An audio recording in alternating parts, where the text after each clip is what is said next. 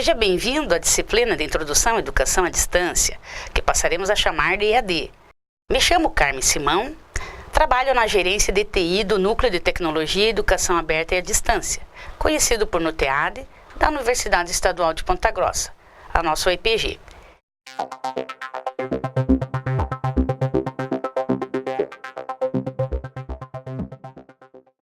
Pois muito bem, a unidade 1 é um pouquinho mais teórica, a qual corresponde à origem e desenvolvimento da EAD.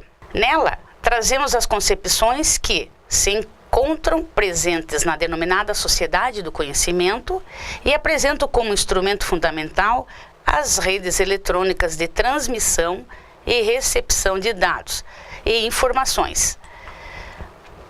Mas afinal, o que é a educação à distância?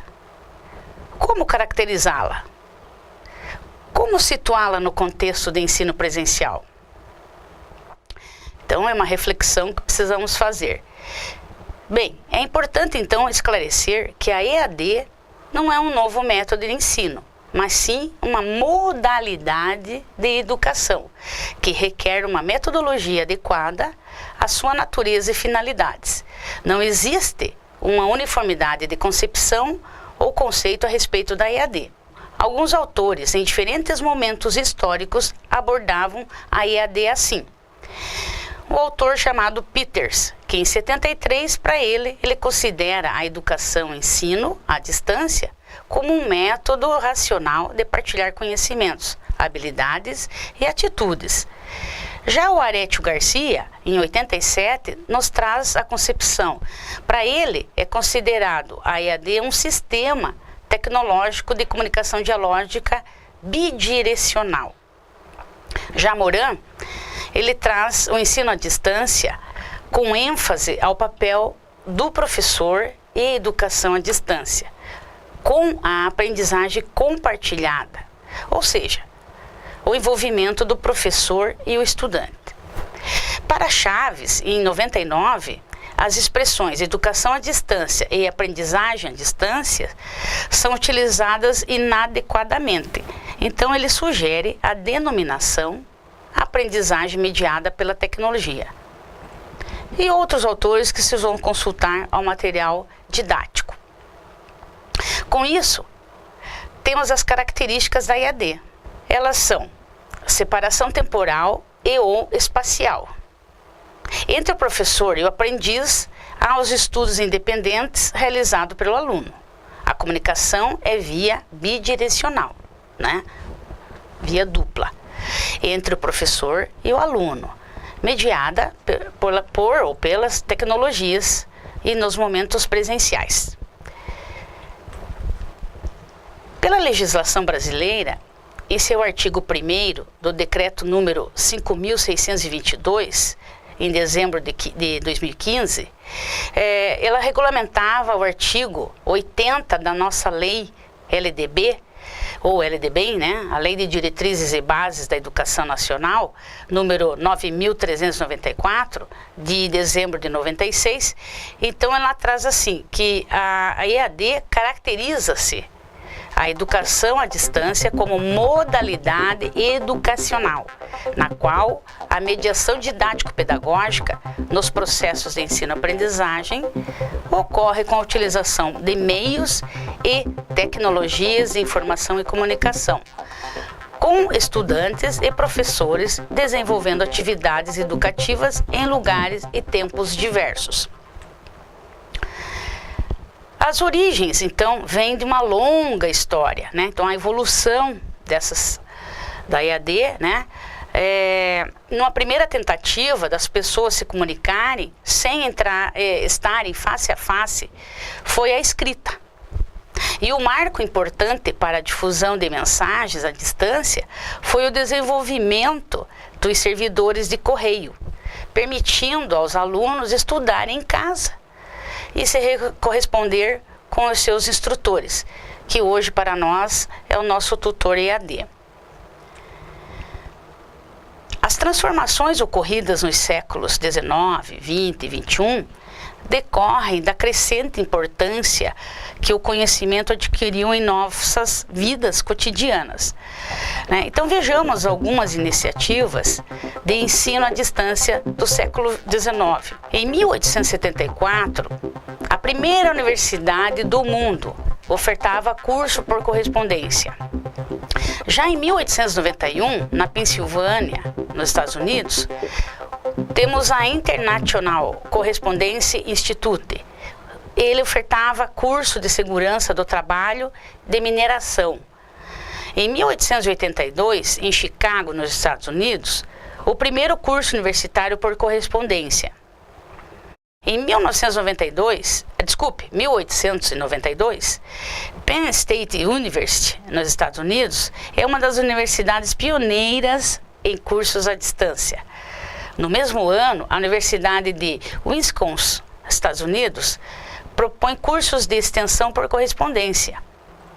E 3 anos depois, ou seja, em 1895, a Universidade de Oxford, na Inglaterra, prepara estudantes para certificados da Certificate Teachers Examination. E em 1989, na Suécia, cria-se o Instituto Hermod, ou seja, ele ofertava cursos de línguas, pois no século XX ocorre a difusão por grandes centros educacionais europeus, como a França, a Espanha e a Inglaterra. E a partir dos anos 60 e 70, a EAD passa a utilizar de forma integrada recursos de áudio e vídeo, como o videocassete, a televisão, o videotexto, o computador e a tecnologia multimeios. Essa multimeios é a combinação de texto, sons e imagens. Talvez muitos de vocês não conheceram videocassete e videotexto, né?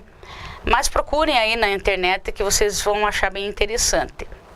Mas voltando à EAD. Então agora no Brasil, a EAD teve interesse no século XX, por meio de a Canhadinha, né? Despertou a curiosidade em que tivemos a primeira rádio educativa, em 1923. Ela foi fundada por Roquete Pinto. E depois, em 1939, foi fundado o Instituto Monitor, com várias experiências nessa área. Já na década de 41, temos o famoso Instituto Instituto Universal Brasileiro, o IUB, né? IUB, que eles chamam, ofertando então os cursos profissionalizantes. Pode ser que alguns de vocês talvez tenham feito ou não, né? Mas ainda existe na modalidade de ensino por correspondência. Em 1965 são criadas as TVs educativas, né? Telecurso 2000, 2001, enfim, temos vários. Já na década de 80, e temos as fundações, as ONGs, né? Como aqui podemos trazer o modelo de teleeducação, demarcando a chegada da segunda geração no país. Essa geração nós vamos ver um pouquinho mais para frente. Bem, maiores aprofundamentos nos estudos, verifiquem no material impresso e pela internet. Essas datas, então, estão todas no material impresso, vocês podem confirmar dando uma olhadinha lá no nosso livro. E trazendo para o contexto da Universidade Estadual de Ponta Grossa, onde nós temos o início da nossa trajetória no ano de 2000, com a oferta do curso normal superior com mídias interativas, mais conhecido como CNS-MI. Em 2002, a universidade cria o NUTEAD, né, que é o Núcleo de Tecnologia e Educação Aberta e à Distância, estruturada de forma administrativa e pedagógica, ou seja, para dar apoio aos cursos e os programas de educação à distância na instituição. Em 2004, houve o credenciamento junto ao MEC para ministrar os cursos de extensão, os cursos sequenciais, as graduações, a pós-graduação lato sensu, né? E nesse que você está, que é a graduação, ou a pós. 2006, nós temos o Sistema Universidade Aberta do Brasil, a UAB, ou UAB, como queiram chamar. Ela foi instituída pelo MEC para funcionamento de 6 cursos de licenciaturas. Ou seja, temos aqui a educação física, geografia, letras português e espanhol, história, matemática e pedagogia. Bem como as pós, estão atuantes: educação física escolar, educação matemática, gestão educacional, história, arte e cultura, espalhados pelo Paraná, como vocês estão vendo aí no slide, e São Paulo e Santa Catarina. Já em 2009, a parceria com o MEC para o funcionamento do Plano Nacional da Formação de Professores na Educação Básica, o nosso PARFOR, forma eles, a formação pedagogia. E nessa década ainda, o funcionamento da graduação do curso de bacharelado em administração e a sua pós no curso de administração pública. Atualmente, temos então, como vocês podem observar o mapa, 46 polos espalhados pelo Paraná, Santa Catarina e São Paulo. Nós temos 10 cursos lato sensu, 7 de licenciaturas, 1 bacharelado, teremos novo um tecnólogo e diversos cursos de extensão, os quais, ao longo do curso, sugiro que você participe para contar como horas complementares. Então, portanto, nós temos um outro tópico que nós vamos trazer as 5 gerações de EAD. Então, nós trazemos para você a primeira geração no ano de 1880, como o principal meio de comunicação, o papel impresso.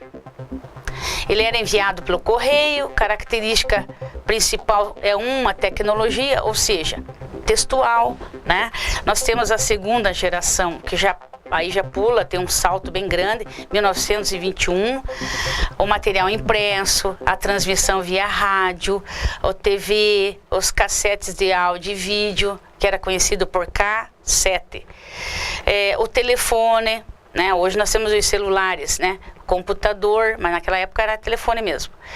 E a característica dessa segunda geração são as múltiplas tecnologias. Para a terceira geração, que já é na década de 70, temos a introdução das redes de computadores, a comunicação já era bidirecional, ou seja, professor, tutor, aluno, aluno, tutor, professor, vice-versa. O uso da áudio-videoconferência, correio eletrônico, o papel impresso, o chat, a internet, o CD-ROM e fax. A principal característica dessa terceira geração, então, são justamente essas múltiplas tecnologias, com maior rapidez, interação e flexibilidade de estudo. Para a quarta geração, já nos anos 80, ela é marcada pela multimídia interativa. Então, as transmissões em banda larga, a comunicação mediada via computador e internet já ficam mais rápidas, E via internet nós temos, então, o chat, o fórum, de novo, a videoconferência online em tempo real, as interações síncronas e assíncronas. E a principal característica, então, dessa quarta geração são as múltiplas tecnologias e acrescenta, então, a aprendizagem inteligente. Para a quinta geração, que já é agora para o nosso século XXI, o ano 2001 engloba tudo da quarta geração e também oferece ainda o sistema de comunicação via computadores com sistema de respostas automáticas. Ou seja, feedback do professor ou do tutor para vocês, alunos. A característica dessa quinta geração, ela é marcada pela multimídia interativa, aprendizagem inteligente e flexível. Agora, vejamos como é o aluno de EAD. Essa modalidade exige do aluno competências básicas. O estudante adulto, você deve estar aberto ao novo, criar hábitos de estudo, organizar, ter disciplina, ter persistência, adaptar-se às TICs, tecnologias de informação e comunicação. Por outro lado, como estudar e aprender num curso à distância? Então vejamos, a competência, atividade e tempo. Então você tem que casar essas duas palavrinhas, ou seja, Trabalhar com ferramentas síncronas, ou seja, chat, tutoria online, a webconferência, tutoria presencial, celulares, telefone. E uma outra parte é a ferramenta assíncrona. Nessa estão compostas por fórum, estudos individuais, a própria plataforma virtual de aprendizagem, o material escrito, fax e e-mail. Por que fax? É que atrás eu havia dito que nós temos alguns polos por rede, internet por rede, ok? Então, e uma outra competência que se deve ter é atividade e espaço. Então, conciliar isso, o que seria? São as atividades presenciais, né? A tutoria, você pode ir aos seminários, grupos de estudo, algumas oficinas, tudo isso presencial.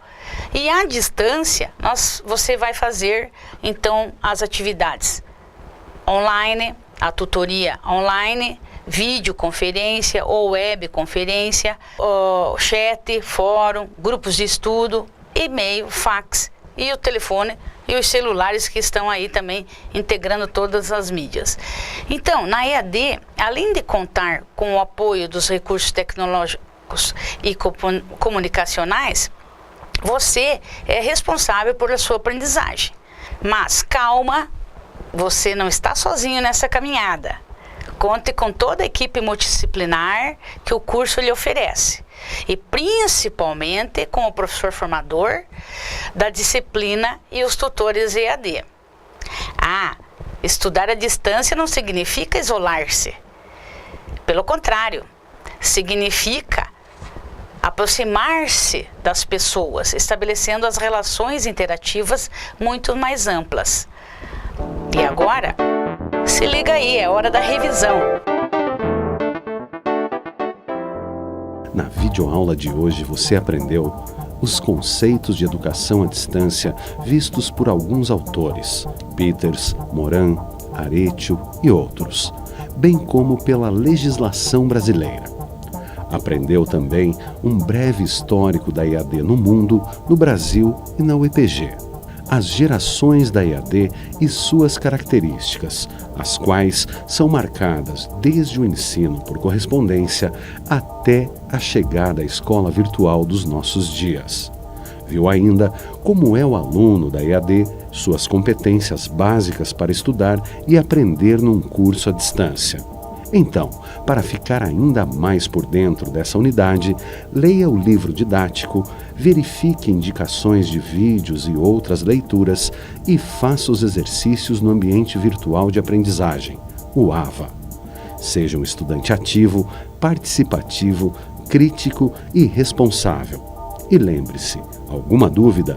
Procure sanar no Fórum de Dúvidas da Disciplina. Muito bem, essa é a apresentação da unidade 1 da disciplina de Introdução à Educação à Distância. Desejo a você bons estudos.